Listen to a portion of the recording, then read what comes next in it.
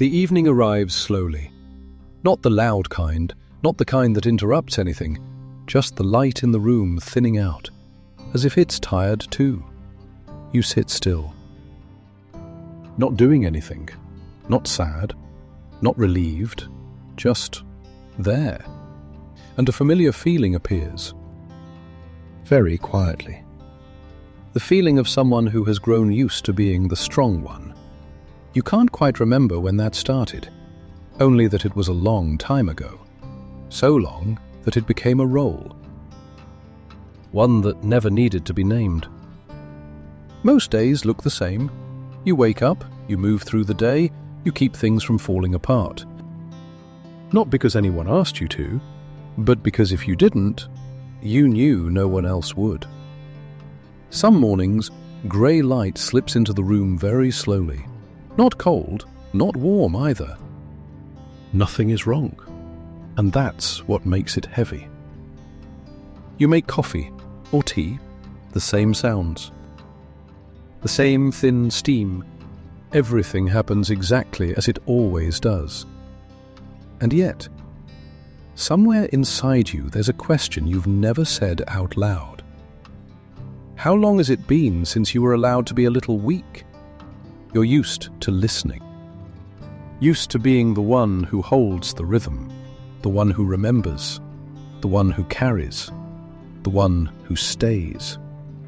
Sometimes you notice you're answering before anyone has finished asking. You sense what's needed.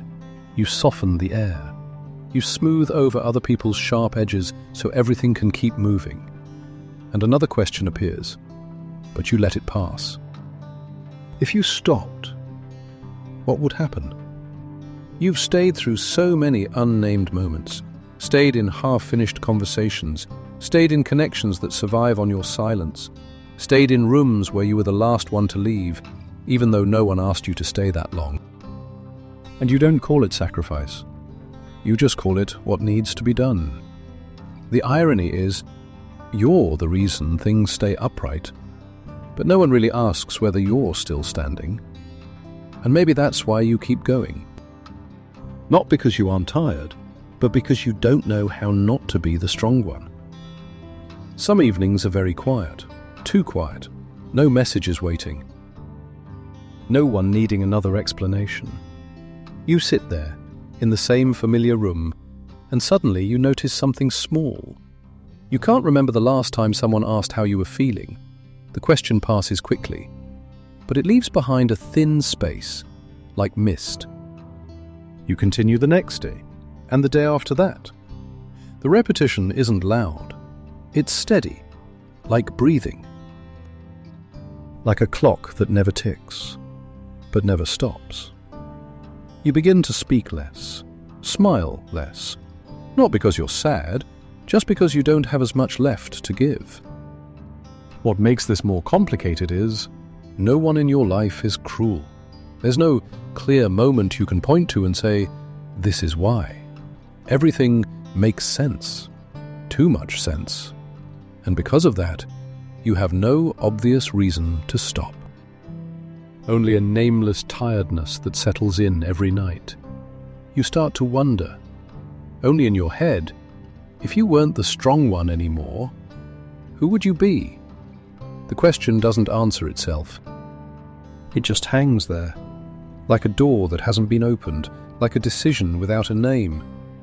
And then one evening, or maybe it's just another night, you realize something has shifted. Not outside. Inside. It's a different kind of weight. Not the tiredness of a long day, but the feeling of something that's been held up for too long. There are moments when you notice you're losing something, very slowly. It doesn't hurt. It isn't dramatic. Just a little less feeling each day, a little less reaction, a little less expectation. And you're not sure when you gave it away, only that it isn't here anymore. Some people never show their joy because someone once broke it. Silence becomes a shelter when the world feels too sharp. And here's the quiet truth. Staying has a cost too. Not at the beginning. Not in those early years when holding everything together felt almost natural. But much later, when staying becomes instinct, when you can't remember what it feels like to lean on someone else. Yet within this, another feeling begins to appear, very faint, very unsure. Not happiness, not hope. Just a lightness when you imagine distance. Not leaving, just not having to explain, not having to be strong for a moment. You don't act on the thought. You simply let it exist, like an empty room in your mind, a place where no one needs answers, where nothing has to be resolved, only thin air and quiet. There's a certain kind of relief, not when things get better, but when you imagine not having to keep them better, not reminding, not managing, not carrying other people's feelings, just sitting still, without the sense that you're abandoning anyone. You begin to see that your strength was built on silence, and that silence has taken something from you, very slowly. Maybe curiosity, maybe softness, maybe the feeling of being needed in a gentler way. You're not sure. You only know something was given away, without you noticing. The distance you imagine doesn't feel joyful. It isn't bright. It isn't exciting. It's simply calm. A kind of calm that doesn't demand anything. A calm that doesn't ask you to become better. Just to be there. You don't decide anything. You stay. You do what needs to be done. You're strong when it's required. But the thought doesn't disappear. It returns late in the evening, when the light in the room is thin, when no one is watching. Maybe the hardest part isn't leaving. Maybe it's realizing how long you've stayed. So long that imagining distance is enough to slow your breathing. So long that you're no longer sure why you're here at all. The evening keeps moving. The room stays quiet. No decision is made.